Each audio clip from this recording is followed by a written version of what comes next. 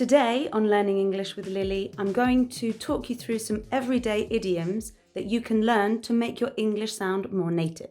Remember, one of my top tips is to always associate an image with new vocabulary. Take the idiom a piece of cake, for example, which means easy. You could think of making a simple sponge cake. This recipe is easy. It's a piece of cake. Number 1. A blessing in disguise.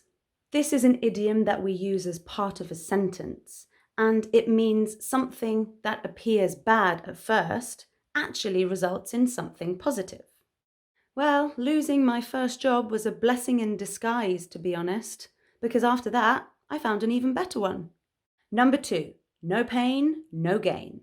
We use this phrase on its own, and it's quite short and easy to remember because it's quite literal. You need to work hard if you really want to achieve something. If you want to get in shape, you need to go to the gym regularly. No pain, no gain. Number 3, let the cat out of the bag. This idiom is used as part of a sentence, and it means reveal a secret, usually by mistake. We were supposed to be throwing a surprise party for my aunt's birthday, but my uncle sent her a message about it by mistake and let the cat out of the bag.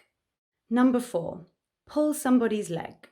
Used as part of a sentence, it means to tease or play a joke on someone, normally by trying to make them believe something that isn't true.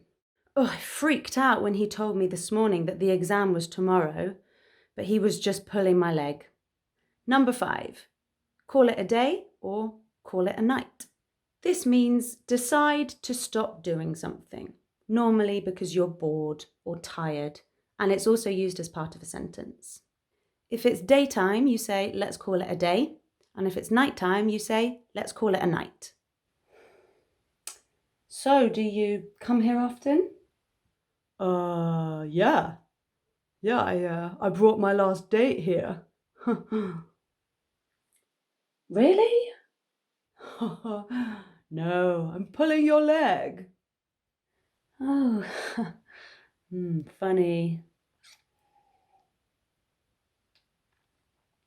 Oh, look at the time. Oh, I think I'll call it a night. Long day tomorrow, so yeah, thanks for the drink. I'll see you around. Oh, but you haven't even finished your wine.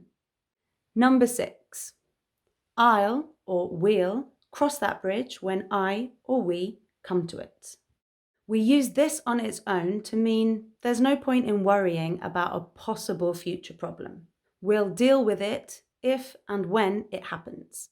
If lots of people turn up at the barbecue, we might need some more food, but we'll cross that bridge when we come to it. Number 7, miss the boat. We use this as part of a sentence, and it means you fail to take advantage of an opportunity because you're too slow. I was in love with Peter all through secondary school, but by the time I realised he felt the same way about me, he'd married Sandra and I'd missed the boat. Number 8, bite the bullet. We also use this as part of a sentence to mean force yourself to do something that you've been putting off because you know it's not going to be very enjoyable. After not speaking to James for 6 months after the argument, Simon thought it was time to bite the bullet and get in touch to sort things out. Number 9, it takes 2 to tango. This is one of my favourite idioms. You use it on its own when you want to point out that both people involved in a problematic situation have to take responsibility for it. It's very easy to blame the other person when you're going through a divorce, but it takes 2 to tango. Number 10, bark up the wrong tree. Used as part of a sentence, this implies that somebody is following the wrong course of action because they are misinformed. Well, if he thinks I'm going to lend him any money, he's barking up the wrong tree. Well, I hope you've learnt some interesting idioms to enrich your English vocabulary. I upload a new lesson every Friday, so please do subscribe to take advantage of that. I'll be back in a week's time. See you soon.